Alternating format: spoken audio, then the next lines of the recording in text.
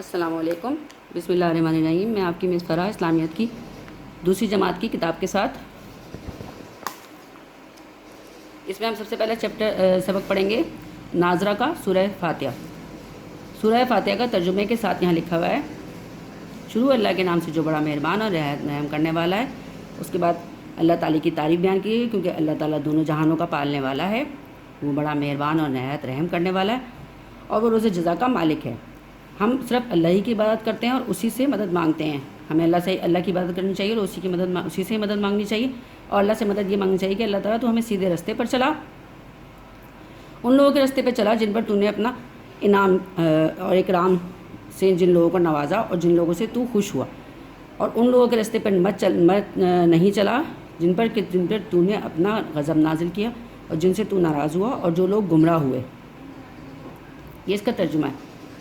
آپ اس ترجمے کو اپنی کاپی میں بہت اچھے طریقے سے لکھیں گے، لیکن اس کے لیے سب سے پہلے میں آپ کو یہ بتاؤں گی کہ آپ نے اپنی کاپی کا کام شروع کیسے کرنا ہے۔ آپ نے اپنے پہلے کاپی کے فرسٹ پیج پہ بسم اللہ لکھیں گے۔ بسم اللہ الرحمن الرحیم سے ہم اپنے کاپی کے پہلے پیج کا آپ شروع کریں گے۔ دوسرے پیج پہ آپ لکھیں گے میقات اول۔ میقات اول کے ساتھ آپ جو تیسرا پیج ہے آپ کا پیج پہ آپ لکھیں گے سورہ فاتحہ کا ترجمہ۔ سورہ فاتحہ کے ترجمہ آپ بہت اچھے طریقے سے صاف ستھرا بسم اللہ کے ترجمے کے ساتھ لکھنے کے بعد آپ اس پیج کو کلر پینسل اور مارکر سے سجا سکتے ہیں اور سجائیں گے۔ اس سے آپ کی کاپی کا پہلا پیج اور سورہ فاتحہ یہ والا پیج جو ہے بہت خوبصورت لگے گا۔ اس طرح آپ کا پہلا چیپٹر اور یہ سورہ فاتحہ کا ترجمہ جو ہے یہ آپ کا کمپلیٹ ہو جائے گا۔ یہ اسلامیت کی دوسری جماعت کی کتاب کا یونٹ نمبر 2 ہے۔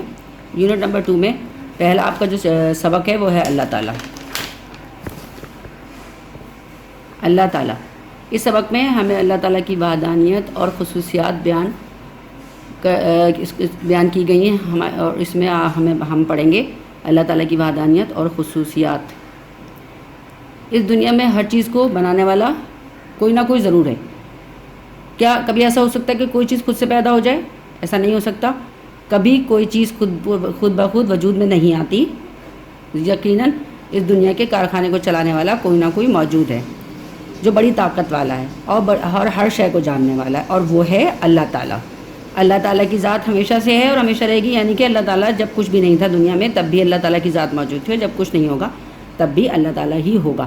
زمین، آسمان، چاند، سورج، ستاروں، سمندروں، دریاؤں، بارشوں کو برسانا، ہواؤں کو چلانا، یہ سب اللہ تعالیٰ کی ہی قدرت ہے۔ اللہ تعالیٰ سب کا پالنے والا ہے، وہ رازق ہے، وہ خالق ہے، وہ مالک ہے، یعنی کہ اللہ تعالیٰ ہم سب کا پالنے والا خالق مالک کون ہے؟ وہ ہے اللہ تعالیٰ۔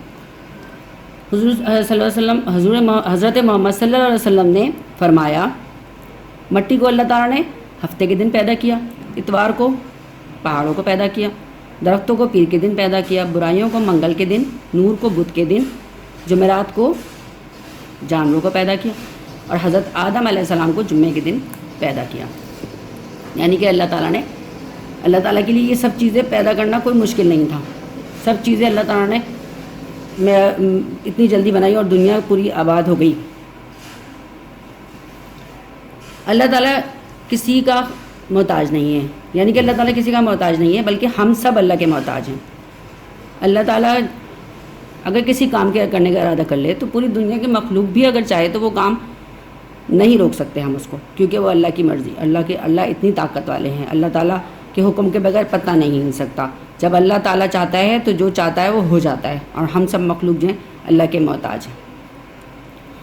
یہ بھی اللہ تعالیٰ کا احسان ہے کہ اس نے ہمیں انسان بنایا، چلنے پھرنے دیکھنے کی قوت دی۔ اب یہاں پر اللہ تعالیٰ کی نعمتوں کا ذکر ہو رہا ہے۔ اللہ تعالیٰ نے ہمیں عقل جیسی ایک نعمت دی، اس عقل سے انسان سارے کام کرتا ہے۔ عقل نہ ہوتی تو انسان جانور کی طرح ہوتا۔ یہ اللہ کا بہت بڑا احسان ہے۔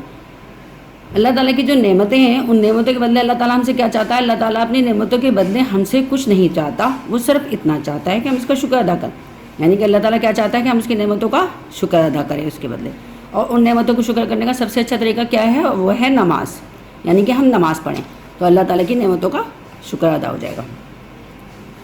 یہاں تو آپ کا یہ چیپٹر کمپلیٹ ہو گیا سبق۔ اب ہم اس کی ورکنگ کی طرف آتے ہیں۔ اس کی ورکنگ کیسے ہوگی؟ آپ سب سے پہلے بنائیں گے تعارفی پیج اللہ تعالیٰ کا نام سے جو اس کا سبق کا نام ہے اس کا آپ تعارفی پیج بنائیں گے، اور تعارفی پیج بنانے کے بعد 3 سے 4 لائن میں بنا کر آپ اس کو پارٹیشن لائن ڈرا کریں گے۔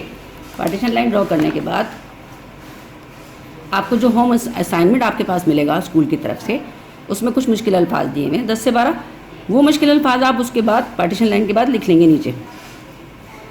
اس کے بعد آپ کریں گے یہ جو لکھے ہوئے سوال جواب، یہ 3 سوال لکھے ہوئے یہاں پر۔ کیا کبھی کوئی چیز خود بخود وجود میں آ سکتی ہے؟